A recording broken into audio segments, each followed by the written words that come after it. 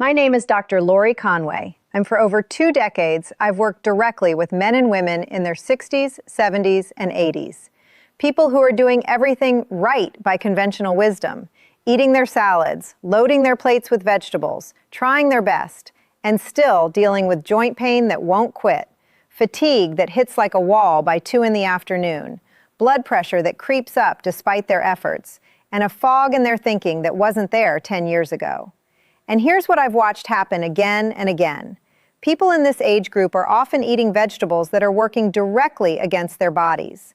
Not because they're careless, not because they're ignorant, but because nobody ever told them that the nutritional rules of your 30s and 40s don't automatically carry into your 60s and beyond.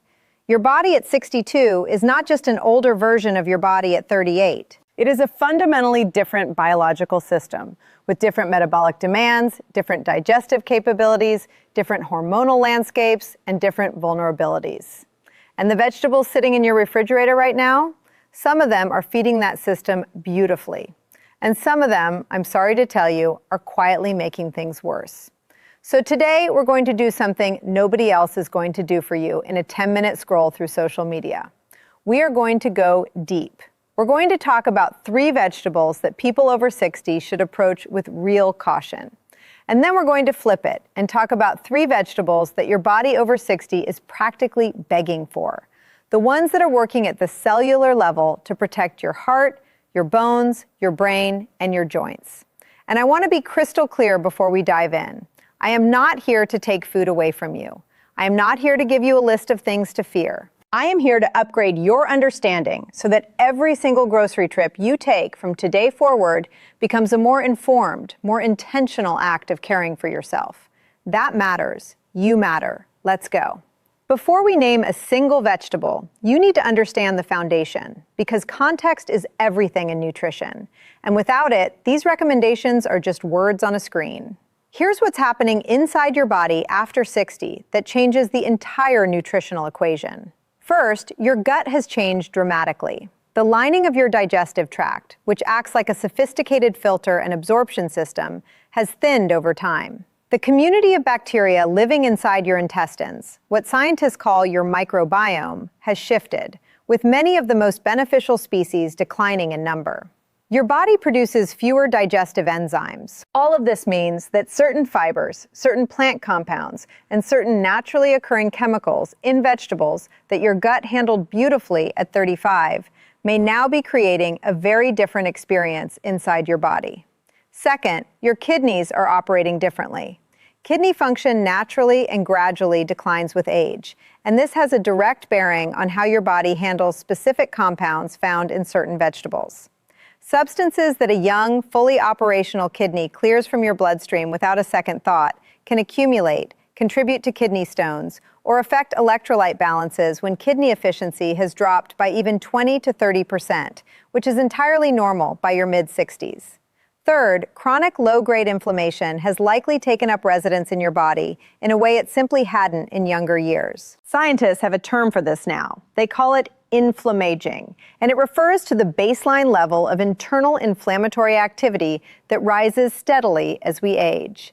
This isn't the inflammation of a sprained wrist or a cut on your finger. It's invisible, it's systemic, and it is at the root of nearly every chronic condition that becomes more common after 60. Cardiovascular disease, metabolic disorders, cognitive decline, arthritis, and more. Certain vegetables actively fuel that fire. Others douse it. And fourth, this is one people rarely talk about. If you're taking prescription medication, and the majority of adults over 60 are taking at least one, certain plant compounds can interact with those drugs in ways that alter their effectiveness or amplify their risks. This is not a hypothetical concern. It happens, and it's something your prescribing physician may not have had a detailed conversation with you about. Now you have the context. Let's talk about the vegetables. Spinach has earned its reputation as a nutritional powerhouse, and in many ways, it deserves it. Rich in iron, folate, vitamin K, and a range of antioxidant compounds, spinach is genuinely impressive on paper. But here's the part of the spinach story that rarely gets told. And for people over 60, it's the most important part. Raw spinach is extraordinarily high in oxalates. These are naturally occurring organic acids produced by the plant. And in a young, fully functioning body with robust kidney filtration, oxalates are generally processed and eliminated without incident. But your kidneys after 60 don't filter with the same efficiency they once did. And when oxalates can't be cleared quickly enough, they bind to calcium in the kidneys and form what are known as calcium oxalate crystals, the primary material that makes up kidney stones. The incidence of kidney stones rises steadily with age. This is not a coincidence. It is directly related to the combination of declining kidney efficiency and often high oxalate dietary habits that were harmless for decades and are now creating problems that seem to come out of nowhere. But that's not the end of the oxalate concern. These same compounds have been shown to accumulate in joint tissue, which is particularly worrying if you're already managing any form of arthritis or inflammatory joint condition. Research also points to oxalates interfering with the absorption of calcium and magnesium in the digestive tract, two minerals that your bones desperately need in higher quantities after 60, not lower ones. And there's a growing body of work connecting high oxalate intake to disruptions in thyroid signaling, which becomes a more sensitive system as you age. Now here's the important caveat, because I don't want anyone walking away from this thinking spinach is the enemy. It isn't. The solution is elegantly simple.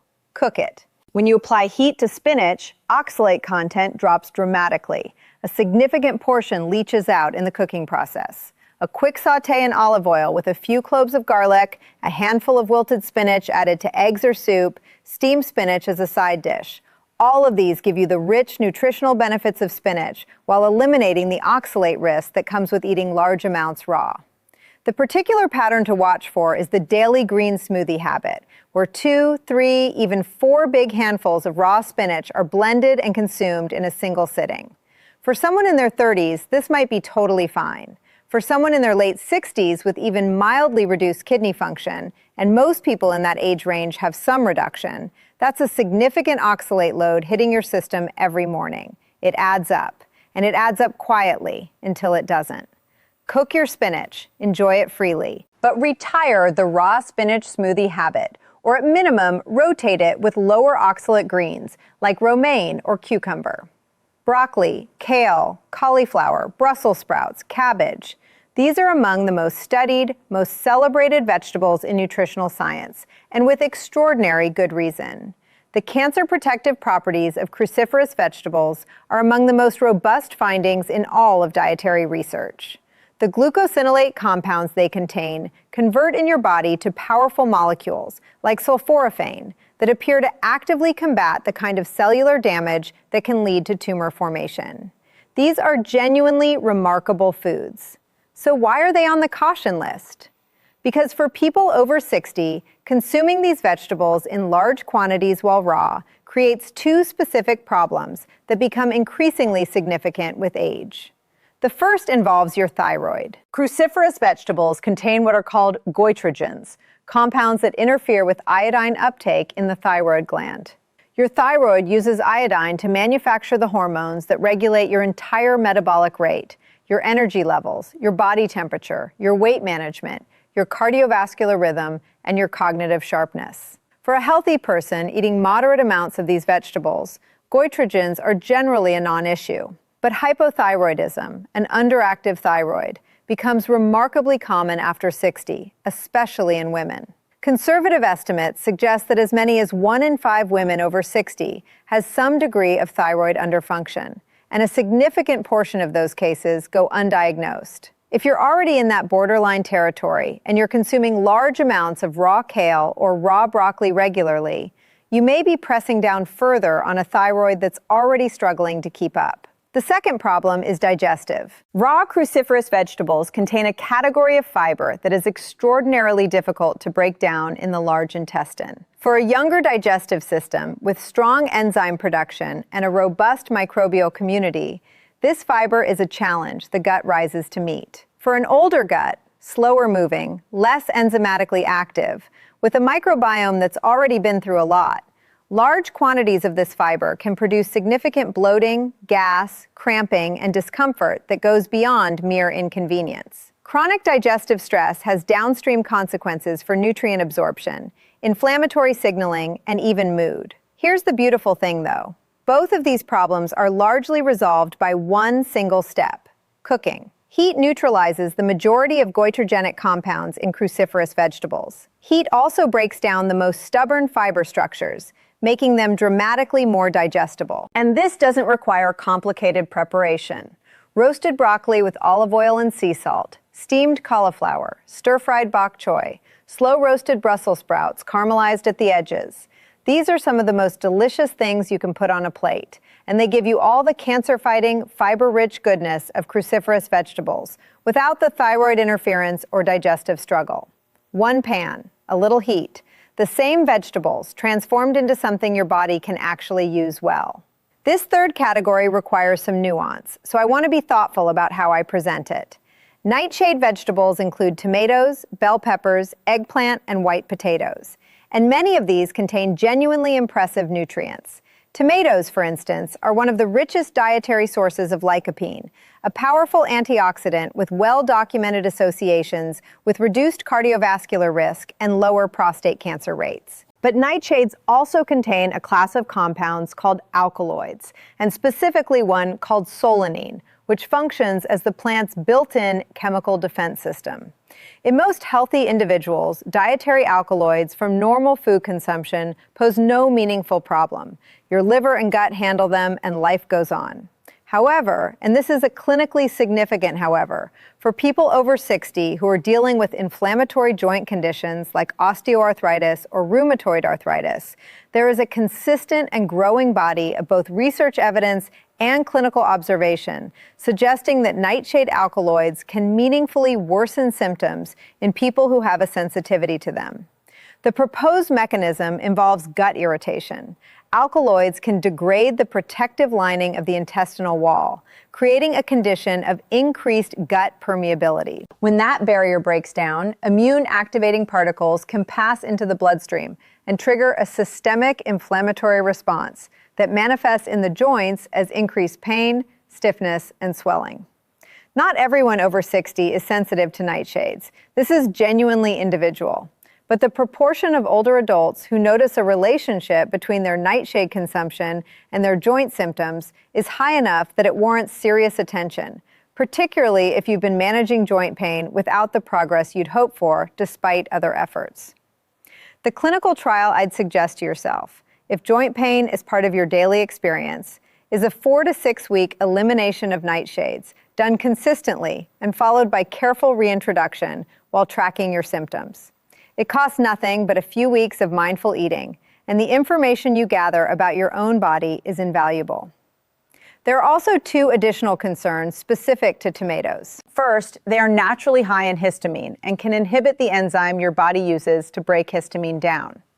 Histamine intolerance becomes significantly more common as we age and can produce headaches, skin reactions, nasal congestion, and a persistent feeling of unwellness that many people attribute to something else entirely.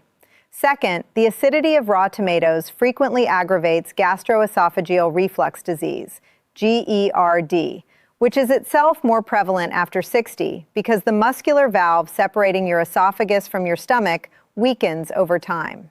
The good news, as with spinach, is that cooking transforms the equation. Slow-cooked tomato sauce, roasted tomatoes, baked dishes, all of these actually increase lycopene bioavailability compared to raw, while dramatically reducing the alkaloid content and eliminating most of the acidity problem. Now we shift, and this is the part I want you to lean into, because everything we've discussed so far has been about managing risk. What comes next is about actively building health, about putting food on your plate that targets the specific biological challenges that come with aging and pushes back against them with real, measurable force. If I had to choose a single food, not supplement, not medication, just food, that I believe every person over 60 should be consuming daily, it would be garlic. And I want to explain exactly why, because the science behind it is genuinely extraordinary. When you crush or finely chop a clove of garlic, you trigger an enzymatic reaction inside the plant tissue. An enzyme called alliinase comes into contact with a compound called allein, and within seconds, a new molecule is born, allicin. Allicin is the primary active compound in garlic, and it is one of the most biologically potent substances produced by any common food plant on Earth. What does allicin do for a body over 60? Let's walk through it. Multiple rigorous clinical studies, including several large meta-analyses, have demonstrated that regular garlic consumption produces meaningful reductions in blood pressure, particularly systolic pressure, in people with hypertension. We're talking reductions in the range of 8 to 10 millimeters of mercury in some studies, comparable to the effect of certain pharmaceutical interventions without the side effect profile. For an age group where hypertension is one of the leading drivers of stroke and heart failure, this is not a trivial finding. Garlic sulfur compounds also reduce LDL cholesterol, the particle most associated with arterial plaque formation, while leaving HDL, the protective cholesterol, unaffected or improved. And garlic's antiplatelet activity, its natural tendency to make blood cells less sticky and less prone to clumping, reduces the formation of the kinds of clots that can block coronary arteries or cerebral blood vessels. Beyond cardiovascular protection, garlic is a prebiotic, meaning it feeds and nurtures the beneficial bacteria in your gut microbiome. Given how much microbiome diversity declines after 60 and how intimately gut health is now understood to be connected to immune function, mental health, inflammation control, and metabolic regulation, this prebiotic effect is enormously meaningful. Garlic also has documented anti-cancer properties, most strongly for stomach and colorectal cancers, and emerging neuroprotective research suggests that its antioxidant and anti-inflammatory compounds may help defend brain tissue against the kind of slow oxidative damage that contributes to age-related cognitive decline. The key to maximizing garlic's potency is simple. Chop or crush it first and let it rest for about 10 minutes before adding it to heat. This gives the enzymatic conversion time to complete fully, ensuring you're getting the maximum allicin content. 2 to 3 cloves a day is a realistic and meaningful target, and garlic integrates into almost everything: soups, stir-fries, roasted vegetables, sauces, dressings, eggs. It is the most powerful flavoring agent in your kitchen and the most valuable daily supplement you'll find at your grocery store for under $2. The conversation about bone health after 60 usually begins and ends with calcium supplements and dairy products. And while those things have their place, they leave an enormous gap, one that bok choy, collard greens, mustard greens, and turnip greens fill remarkably well. Here's the thing about bone loss after 60 that people don't fully grasp until something breaks. It is rapid, it is largely painless until it's catastrophic, and it is profoundly preventable through targeted nutrition. 1 in 2 women and 1 in 4 men over 50 will experience a fracture related to weakened bones at some point in the rest of their lives. Hip fractures in particular carry a sobering statistic. A significant percentage of older adults who experience a major hip fracture do not return to independent living, and a meaningful percentage do not survive the following year. This is not meant to frighten you. It's meant to underscore why feeding your bones is not optional after 60. It is urgent. Bok choy contains calcium in a highly bioavailable form, meaning the percentage your body actually absorbs and puts to use is remarkably high, sometimes higher than what's absorbed from dairy. But what genuinely sets bok choy and cooked collard greens apart from other calcium sources is their extraordinary vitamin K content. Vitamin K, particularly K2, serves as a kind of biological traffic director for calcium. It activates proteins that shepherd calcium into bone tissue, where it belongs, and away from arterial walls, where it absolutely does not belong and contributes to arterial stiffening and cardiovascular risk. So these vegetables are doing 2 jobs simultaneously: building your bones and protecting your arteries. This is the kind of nutritional synergy that should stop you in your tracks. A food that, in the same bite, is strengthening your skeletal structure and reducing cardiovascular calcification. That's not marketing language, that's physiology. Bok choy is also a cruciferous vegetable, but because it's consumed cooked, the thyroid interference and digestive concerns I mentioned earlier are effectively neutralized. Stir-fry it in sesame oil with garlic and a splash of low-sodium soy sauce. Add it to miso soup or bone broth. Steam it alongside fish or chicken. It takes 4 minutes to cook and delivers benefits your body will feel for years.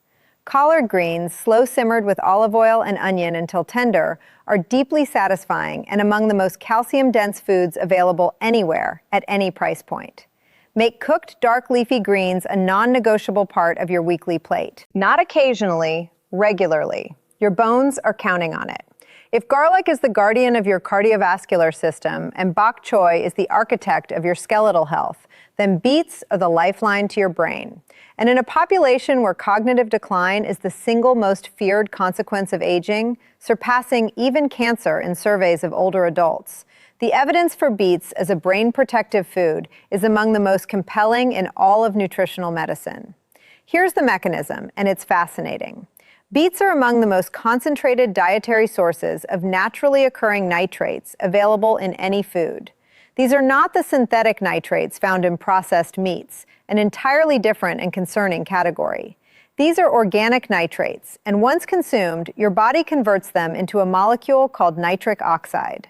Nitric oxide is one of the most important signaling molecules in your entire cardiovascular system. Its primary function, in the context we're discussing, is to cause the smooth muscle in your blood vessel walls to relax, causing those vessels to widen and allowing blood to flow through them more freely.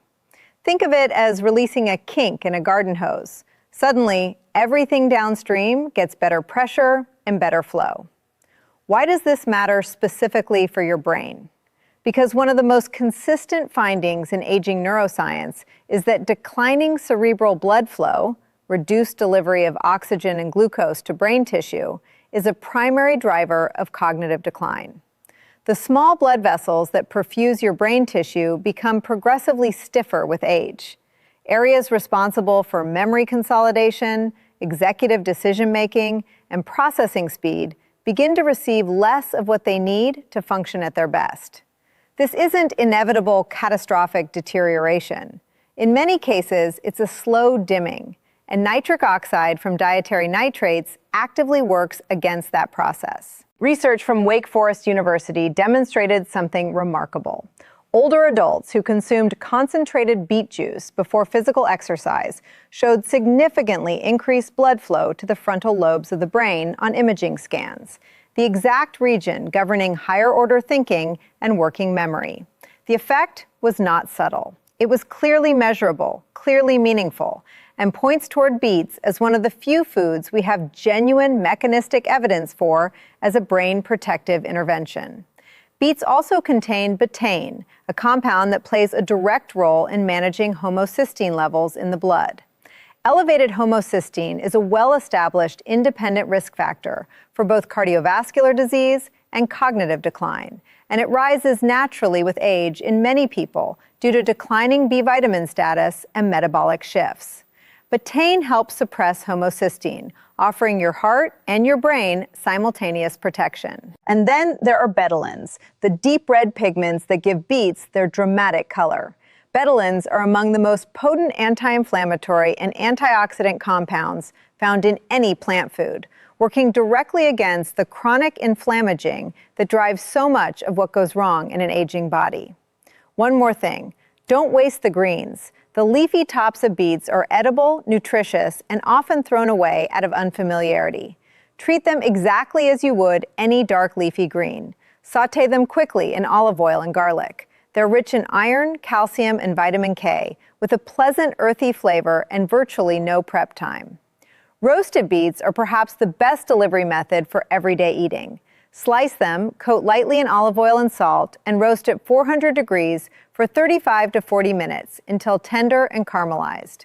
Add them to grain bowls, blend them into soups, or slice and serve cold over arugula with a drizzle of balsamic. If you're taking blood-thinning medication, check with your physician given the vitamin K content. But for most people, making beets a weekly presence on your table is one of the most impactful dietary decisions you can make after 60. I want to leave you with something practical, because the information only matters if it becomes action.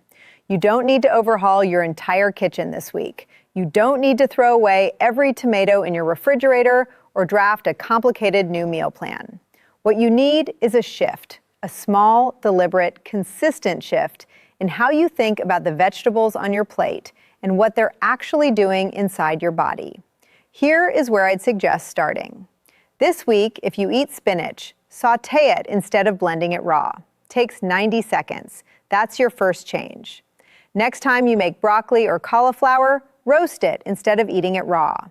Add 3 cloves of garlic to whatever you're cooking for dinner 4 nights this week. Stop by the produce section and pick up beets and bok choy. If you've never cooked them before, there are hundreds of simple, beautiful recipes a quick search will surface. These are not dramatic changes. They don't require a culinary degree or a complete dietary revolution. They are small pivots that made consistently over weeks and months create cumulative biological benefits that show up as more energy in the afternoon, better numbers at your next physical, cleaner joint movement, sharper thinking, and a body that's being fed exactly what it needs at exactly this stage of life. Your body at 60 plus is not a diminished version of what it was. It is a sophisticated, adaptive, resilient system that responds, sometimes with remarkable speed, to the quality of inputs you give it. Gut microbial diversity can shift measurably in as little as 2 weeks of dietary change. Blood pressure responds to food within days. Brain blood flow improves with each meal that delivers the right nitrate-rich ingredients. The capacity for positive change does not expire. It doesn't come with a cutoff date. And the 6 vegetables we've walked through today, the 3 to approach more carefully and the 3 to embrace fully, represent a genuinely evidence-grounded path toward a stronger, clearer, more comfortable experience of the years ahead. You deserve that. Take this information and do something with it. Your next meal is an opportunity. Use it well. Thank you for being here. I'm Dr. Lori Conway, and if this gave you something useful today, share it with someone you care about who might need to hear it. Leave a comment letting me know which of these surprised you most. I read every single one. Subscribe so you don't miss what's coming next. And take care of yourselves.